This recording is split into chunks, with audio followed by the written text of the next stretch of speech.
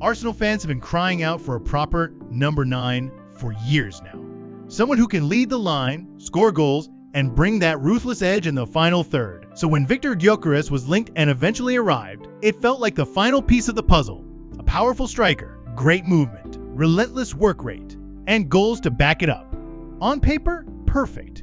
But as the games go by, you start to notice something. As good as Gyokeres is, he might not actually be the striker Arsenal need. Now, let's be clear. Gyokeres is a very good forward. His numbers in Portugal were outstanding, strong ball carrying, excellent at attacking space, and lethal in open play transitions. But the Premier League is a different story. And more importantly, Arsenal's system is a different story. Arsenal don't play in transitions most of the time. They dominate possession. They face teams that defend with 10 men behind the ball. And against those kinds of teams, a striker's ability to operate in tight spaces becomes absolutely vital. This is where Gyokeres struggles.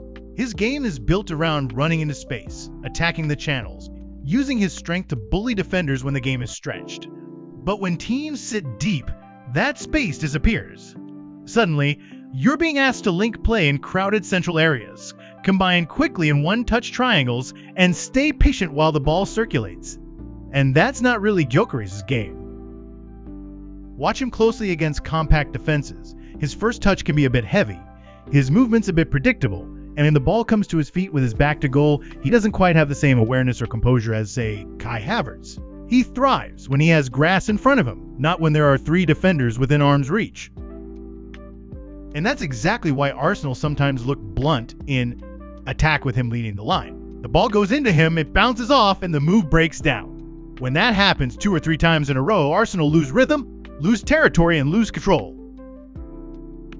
Now, compare that to Havertz when he plays up top. He's not a traditional number 9, but he fits Arteta's structure far more naturally. Havertz knows how to drift between lines, link with Odegaard, drop into pockets of space, and draw defenders out of position. His movement is deceptive. Defenders never quite know whether to follow him or hold their shape. And that hesitation creates space for Saka, Martinelli, or whoever is coming inside from the wings. Havertz doesn't just score goals, he helps Arsenal breathe. Every touch connects one phase to another. Every movement drags someone out of shape. That's something Gyokeres hasn't shown consistently yet. Even when Gyokeres does try to link play, you can see it's not instinctive. His layoffs can be rushed, his awareness of runners isn't as sharp, and that slows down Arsenal's usual fluid combinations. You can tell he's used to being the end product, not the glue that holds everything together. Another important thing is how Arsenal's midfield operates. With players like Odegaard and Rice constantly pushing high, the striker has to be comfortable receiving under pressure and recycling possession quickly.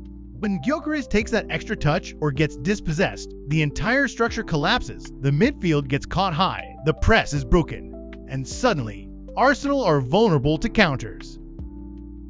Havertz, on the other hand, fits perfectly into that rhythm. He can take the ball on the half turn, link play with a soft touch, and combine in those intricate 1-2 patterns that Arteta's system thrives on. He may not look as aggressive or explosive as Gyokeres, but he's miles better suited for the type of football Arsenal want to play.